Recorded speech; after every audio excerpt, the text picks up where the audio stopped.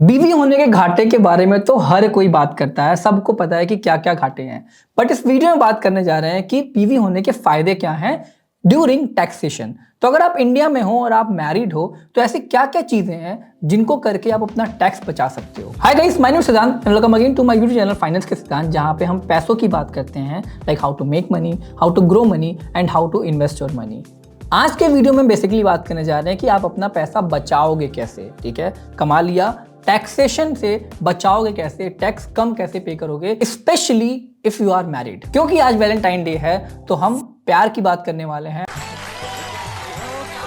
नहीं, क्यों नहीं? क्योंकि आज वैलेंटाइन डे है तो कपल्स की बात करना is very important and same चीज हम आज इस वीडियो में करने वाले हैं। नाउ प्लीज नोट कि इस वीडियो में जो भी कपल की हम बात कर रहे हैं वो लीगली मैरिड होने चाहिए। अगर आप कहीं ये सोच रहे हो कि लिव इन वाले कपल भी इसका फायदा उठा सकते हैं तो ऐसा नहीं है। You must be married to get these benefit. ये सारे बेनिफिट जो है टैक्सेशन के एक मैरिड कपल को ही मिलेंगे।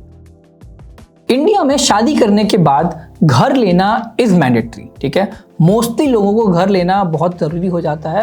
I am not sure why, उनके अपने अलग रीजन है, इमोशनल होंगे या फिर जो भी उनका सपना है, जो भी है, घर लेना उनके लिए काफी इंपॉर्टेंट हो जाता है। बट डू यू नो कि अगर आप अपनी वाइफ के साथ ज्वाइंट होम लोन लेते हो तो उसमें आपको टैक्स का बेनिफिट 2 बार मिलता है। लेट्स अंडरस्टैंड कि क्या क्या बेनिफिट्स हैं जो आप ज्वाइंट लोन से उठा सकते हो। जैसे आप ज्वाइंट लोन के लिए अप्लाई करते हो, फिर 2 लोगों की इनकम काउंट होती है, एक आपकी और एक आपकी वाइफ की। तो अगर इनकम बढ़ गई तो आपको लोन का अमाउंट ज्यादा मिल सकता है, आपके लोन पाने की एलिजिबिलिटी बढ़ जाती है, और क्योंकि 2 लोग मिलकर लोन ले रहे हैं तो उसमें टैक्स बेनिफिट भी आपको ज्यादा मिलता है। दूसरा, अंडर सेक्शन 24 दोनों को borrower husband and wife tax deduction claim कर सकते हैं जो भी इंटरेस्ट वो पे कर रहे हैं अगेंस्ट देयर होम लोन। अब इसमें एक मैक्सिमम कैप है जो कि ये 2 लाख रुपीस पर एनम, और ये हर एक इंडिविजुअल के लिए 2 लाख रुपए आपकी वाइफ और 2 लाख रुपए आप दोनों मिलके इतना टैक्स सेव कर सकते हो जो भी इंटरेस्ट पे कर रहे हो आप उसके अगेंस्ट। तीसरा, अंडर सेक्शन 80C जो भी आपका होम लोन का प्रिंसिपल रीपेमेंट होगा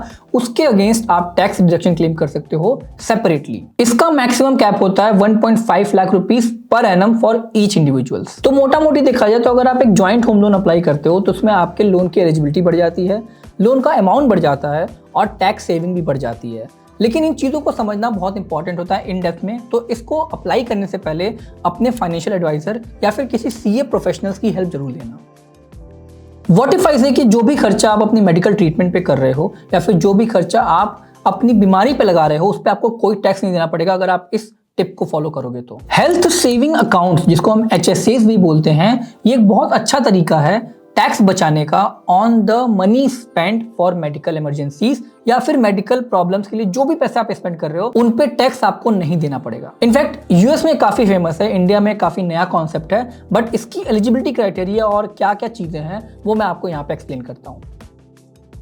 तो HSA अकाउंट ओपन कराने के लिए आपको और आपकी वाइफ को high deductible health care plan लेना पड़ेगा जिसको HDHP भी कहते हैं। ये नॉर्मल जो आपके ट्रेडिशनल प्लान है उनसे थोड़ा अलग होता है। इसमें आपको इनिशियल अमाउंट है, इनिशियल जो प्रीमियम वो कम देना पड़ता है, बट वो कहते हैं कि एक टाइम पीरियड है, मान लिया 1 साल, 1.5 साल, 2 साल, जो भी टाइम पीरियड है उस टाइम पीरियड में आप कोई क्लेम नहीं कर सकते हो। इनिशियली आपको अमाउंट कम देना पड़ेगा बट उस टाइम पीरियड में आप कोई क्लेम नहीं कर सकते हो, कोई मेडिकल इमरजेंसीज नहीं दिखा सकते हो। मतलब कि अगर आप यंग हो, अगर आपको लगता है कि आपको ज्यादा बीमारी नहीं है तो ये प्लान आपके लिए काफी अच्छा हो सकता है। दूसरा, टैक्स एडवांटेज कैसे मिलेगा इसमें?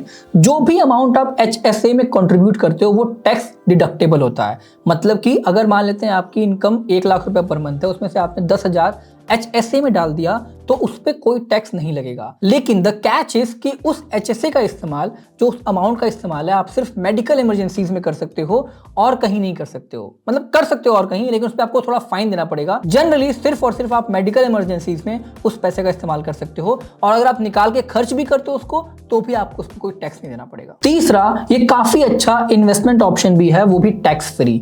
जैसे मान लेते हैं आप हर साल या फिर हर महीने HSA में कुछ पैसे डाल रहे हो, ठीक है, वो पैसा आपका हर साल रोल ओवर होता जाता है। आज मान लेते हैं 1 साल में आपने 1 लाख किया, अगले साल 1 लाख ऐड हो जाएगा और बाकी जो इन्वेस्टमेंट करोगे वो भी उसके साथ आती रहेगी।